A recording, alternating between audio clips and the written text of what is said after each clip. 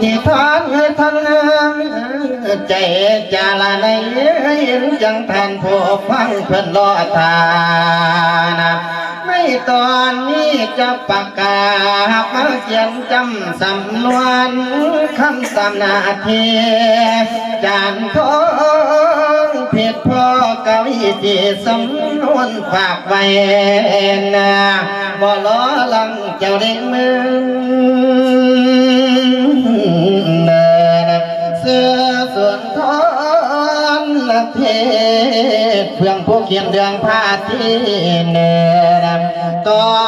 นมาตาคุณตาลีบาขันใหญ่มาจังนั้นไหลอยู่ต่อมาก็โดยใครโลกพร้อมเรื่องดีสานในรับความทรมานเสียว่าเจ็บป่วยไข้ผู้ใดพอจังเสีย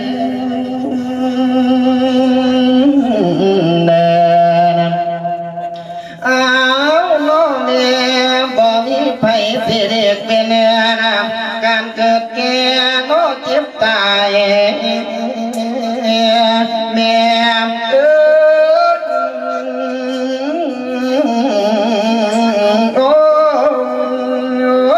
ยเนื้อยามเพิ่นเจ็บโดดคือตัวสิบ่เป็นน้ำเนื้อบา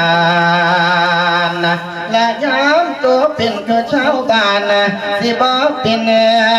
พ่อไงไว้เด้อเพื่อผู้ใดจังเจ็บพอ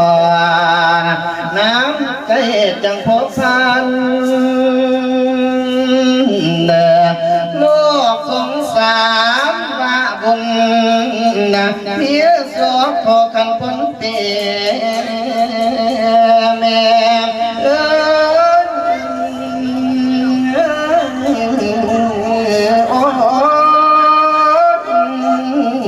ขายลังเรือกลางทะเลเกิดกระแสลมขึ้น